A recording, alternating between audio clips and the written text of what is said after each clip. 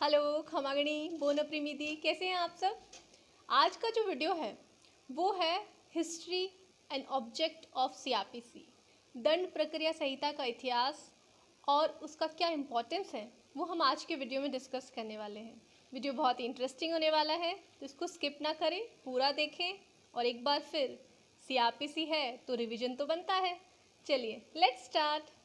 CrPC को पढ़ने से पहले हमें ये समझना पड़ेगा कि लॉ जो है वो बेसिकली टू टाइप्स का होता है। एक होता है सब्सटेंटिव लॉ, दूसरा प्रोसीजरल लॉ। सब्सटेंटिव मतलब मौलिक विधि, प्रोसीजरल मतलब प्रक्रिया विधि।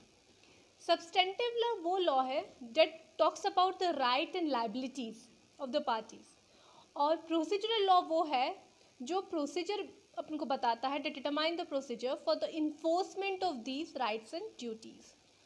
अगर हम सब्सटेंटिव लॉ का एग्जांपल देखें तो it can be IPC, Indian contract act. IPC जो है वो क्रिएट हुआ था फर्स्ट टाइम 1882 में और अमेंड हुआ 1898 में। CrPC it is totally based on the principle of natural justice. Natural justice के प्रिंसिपल पे ये बेस्ड है। जो आर्टिकल 21 है इंडियन कॉन्स्टिट्यूशन का, according to that article no person shall be deprived of his life or personal liberty except according to the procedure established by law. CRPC जो है it also deals that procedure by which life and liberty of person can be deprived after procedure lay down. तो basically जो law commission की 41st report थी that gave various recommendation and suggestion which were implemented in 1973 code. जो 1973 CrPC जो हम पढ़ते हैं, code of criminal procedure 1973, वो बेसिकली 1898 की जो सीआरपीसी है उसको रिप्लेस करती है। तो जो 41st लॉ कमीशन की रिपोर्ट थी उसमें वेरियस रिकमेंडेशन और सजेशन दिए गए थे, और वो इन सजेशन की वजह से सीआरपीसी 1973 एग्जिस्टेंस में आई। अब इसका इम्पोर्टेंस क्या है? इसका इम्पॉर्टेंस है it provide the machinery for the detection of crime.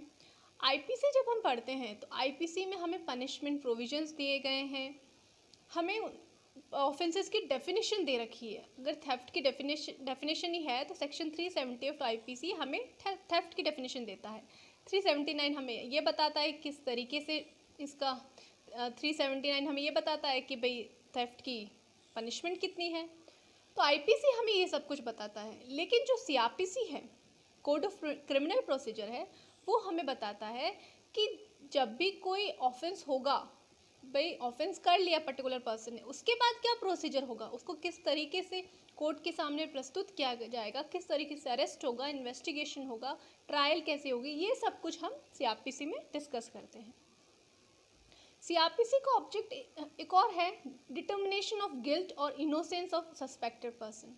अब जो भी सस्पेक्टेड पर्सन है उसका इनोसेंस या गिल्ट डिटरमाइन सीआरपीसी ही करता है। ट्रायल चलेगी, जो भी इन्वेस्टिगेशन होगी उसी के दौरान पता चलेगा कि पर्टिकुलर पर्सन गिल्टी है या नहीं। अब है फेयर ट्रायल।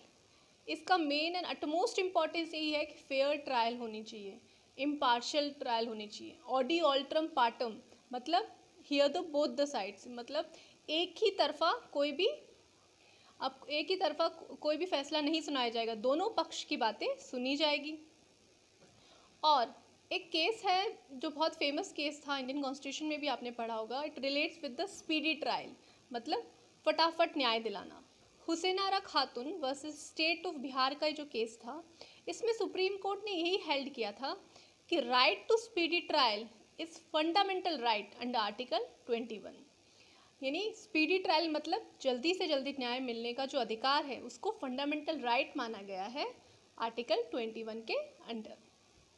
अब जो लीगल मीनिंग होता है कि whether a act will constitute a criminal offence और not, it is provided in IPC. कि कोई एक्ट जो है, ये एक्ट जो है कि कोई पर्टिकुलर कार्य जो है वो ऑफेंस है या नहीं, उसकी डेफिनेशन आपको आईपीसी में मिलती है। लेकिन जो प्रोसीजर है कि वो प्रोसीडिंग की इनिशिएशन कैसे होगी, क्रिमिनल ऑफेंस की इनिशिएशन कैसे होगी, वो सब कुछ प्रोवाइडेड है सीआरपीसी में। तो बहुत ही सिंपल सी चीज़ है। एक और फेमस केस था Iqbal Ismail Sodawala versus state of Maharashtra. It was observed that the object of the court is to ensure for the accused a fair trial in accordance with the principle of natural justice. इस case में ये observe किया गया था कि CrPC का जो object है वो यही है कि फेयर ट्रायल हो और नेचुरल जस्टिस का जो प्रिंसिपल है वो फॉलो हो. तो ये सीआरपीसी का हमने स्टार्टिंग पढ़ा कि किस तरीके से सीआरपीसी आई थी, क्या हुआ था. तो बेसिक सी चीज़ें हैं जो हमने आज पढ़ी कि लॉ बेसिकली 2 टाइप्स में डिवाइड होता है, सब्सटेंटिव, प्रोसीजरल. और भी इसका डिवीजन होता है जो आप सिविल और क्रिमिनल लॉ पढ़ते हैं. तो बेसिकली सीआरपीसी जो है वो क्रिमिनल लॉ है. ये प्रोसीजर बताता है किस तरीके से इन्वेस्टिगेशन होगा, किस तरीके से इंक्वायरी होगी, ट्रायल होगा, सारा प्रोसीजर हम इसमें देखते हैं. सीआरपीसी वैसे बहुत लेंदी सब्जेक्ट है लेकिन इंटरेस्टिंग और इजी तभी हो सकता है, जैसा मैं हमेशा सबसे कहती हूँ, रिवीजन के द्वारा. सीआरपीसी को रिवाइज करना बहुत ज़रूरी है, तभी आप ये कंसेप्ट समझ पाएंगे. आई होप आपको कुछ ना कुछ तो समझ में आया होगा जो भी हमने डिस्कस किया. अगर आपको वीडियो अच्छा लगे तो प्लीज़ लाइक और सब्सक्राइब तो कीजिएगा.